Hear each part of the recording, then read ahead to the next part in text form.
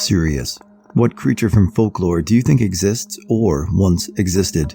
Please remember to like, share, and subscribe. 100% the bunyip.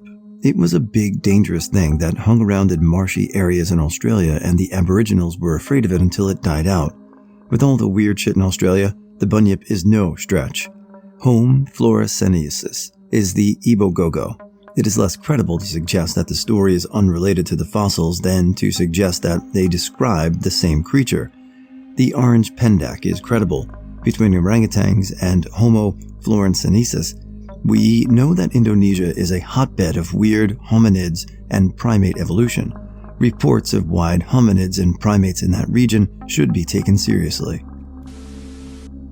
The mysterious so-called flabby egg monster at Glamis Castle in Scotland. I think it existed, but the mysterious and inaccurate folklore around it basically masked what it really was.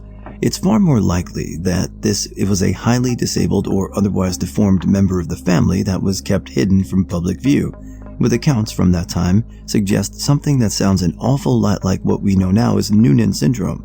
People with Noonan syndrome can have totally normal lifespans, which explains why it went on for so long. The family that lived there had a long history of genetic abnormalities, including one of the Queen Mother's own relatives, who was hidden from public view and died in 2014. Amphisbaena, the two-headed snake, said to have been created from the blood of Medusa's severed head. The animal is Amphisbaena vermicularis, which is a legless type of lizard, and since it digs through earth most of its life, its head and tail look alike to the untrained eye, hence the misconception that it is a two-headed snake. Nobody mentioned rocks or Thunderbirds. I mean, I'm generally skeptical of cryptid stuff, but of all the ones on the list, big old bird seems pretty plausible to me. I figure the whole elephant lifting, thunder flapping thing is a big fish story stuff, but I could see something like Argentavis surviving to the time of the Stone Age man, and God knows Quetzalcoatlus gives a pretty good idea of how ridiculously large a creature can get and still be capable of flight. Who knows what's sitting in the fossil records with a Neanderthal clutched in its beak? Definitely something in the sea, since we didn't really start truly exploring underwater or polluting it except for the past 100 years or so. I definitely could have seen some near-extinct rare sea serpent type thing living well beyond the rest of its race. Hell, even today we find new creatures once thought extinct in the depths. Humans have a fear of natural revulsion to things that look human but not quite human. Think Uncanny Valley. Natural fears help keep us alive. For example, most people don't like spiders because they present a real danger to us, and they move in a decidedly unhuman way.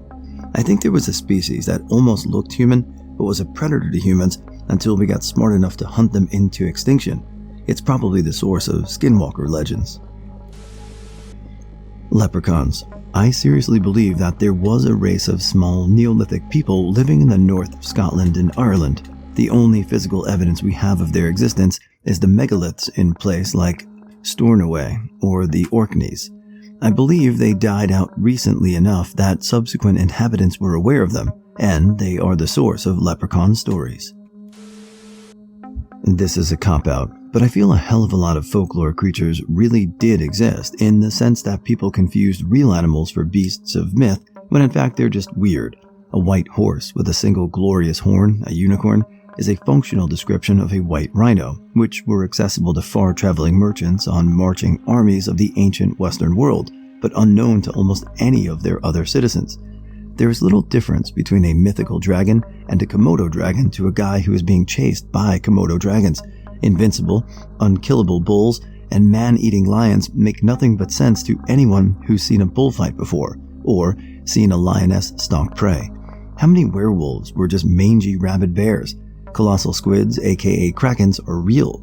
Humboldt squids attack people, so it's not unreasonable that so might an enormous one in the rarest of circumstances.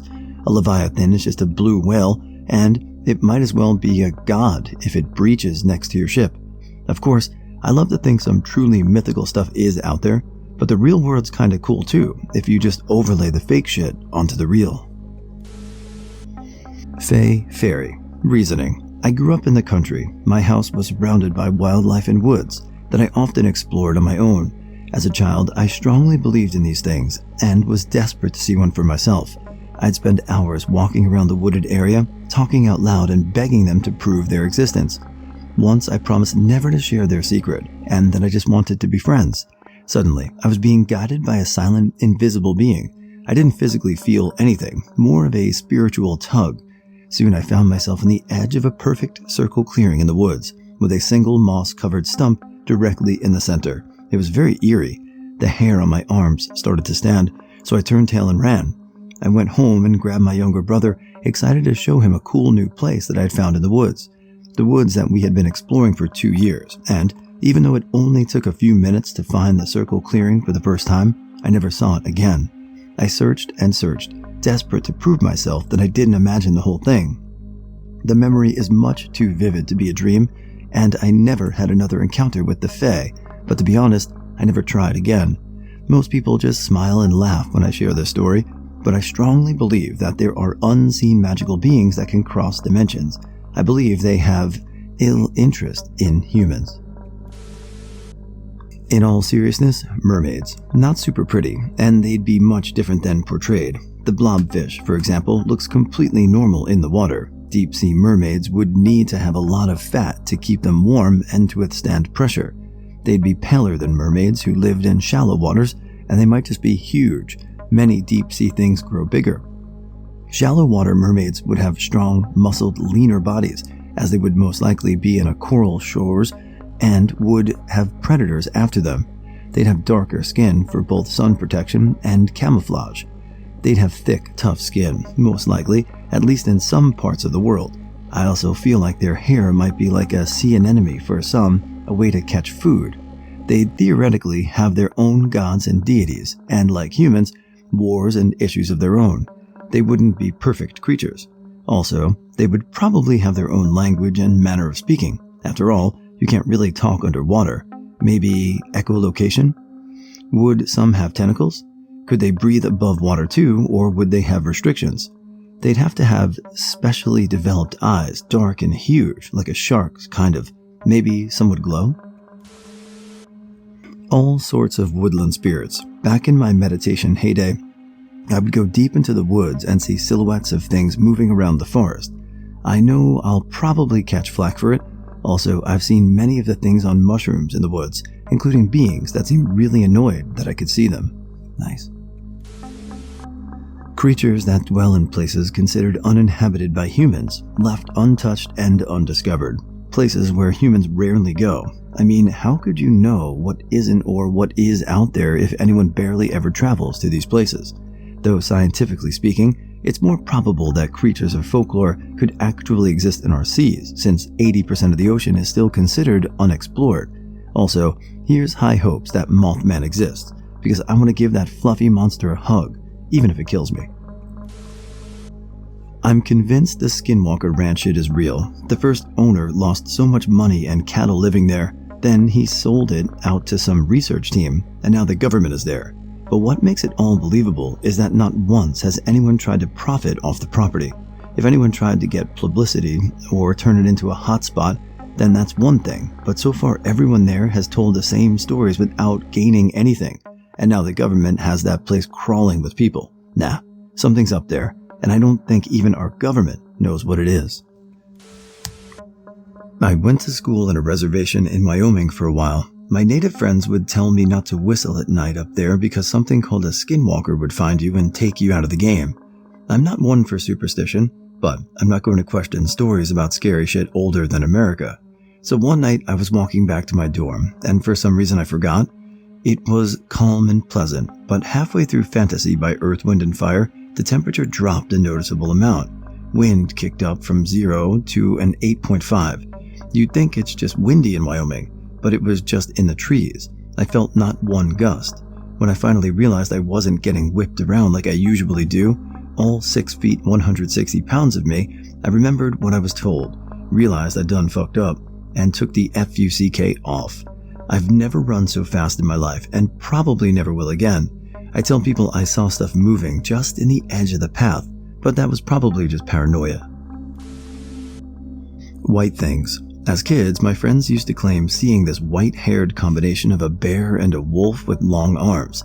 They said they found mutilated deer, dead dogs, and footprints in a field in the woods by our neighborhood. I always assumed they were being creative, because kids do that. But one day, I was with my dad and uncle, and they mentioned a white thing in the woods near my neighborhood. They said they loved hunting it at night. The descriptions matched perfectly between my dad and my friends who had never met. Tall, long arms, shaggy white fur, and a large, snarling snout, kind of like a yeti with the face of a wolf. It's usually a West Virginian thing, but perhaps they've migrated to Ohio? In Haitian folklore, siren, aka mermaids, exist. The story says that they kidnap men, enslave them, or eat them. You can only escape them if you do the exact opposite of their commands. So yeah, I believe sirens exist. Loch Ness Monster. Here's why. Years ago, me and the little lady were out on this boat, you see, all alone at night, when all of a sudden this huge creature, this giant crustacean from the Paleolithic era, comes out of the water. It stood above us looking down with these big red eyes, and I said, "What do you want from us, monster?" And the monster bent down and said, I need about $3.50. The Michigan Dogman.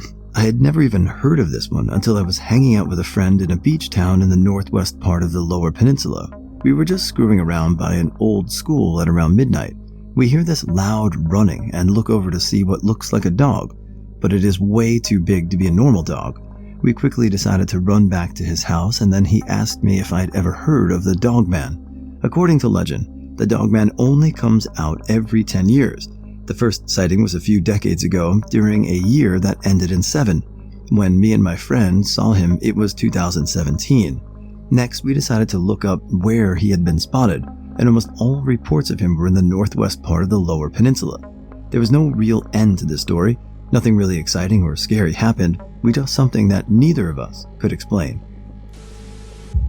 The camelopard is a hybrid animal that's a cross between a camel and a leopard. Some scientists in Africa produced a fleet of animatronics based on the mythical beasts and have dubbed the machines giraffes. Apparently, some internet pranksters have convinced people they're real though, lol. Thunderbirds. In a sense, birds of prey carrying away children is actually more prevalent than most people think. There have been a handful of cases in just the last 100 years. The German tradition of the Schützenfest started according to a legend where a marksman shot down an eagle carrying away a child. The flab hawk. My granddad told me about them when I was young. I've only ever seen one once, but I know that they exist. To the unlearned eye, it's a one-eyed bird with hands instead of wings roughly the size of a seagull. I was led to believe the hands which replace the wings are actually used for tickling the udders of dairy cows to tease out droplets of milk, which they then allow to fall to the ground, then, using their feet, pat the milk into the soil. Why, you may ask? Well, to attract flies. They apparently go wild for the smell of dog shit and fly innards. I've not seen one since 1989, so chances are they all exploded.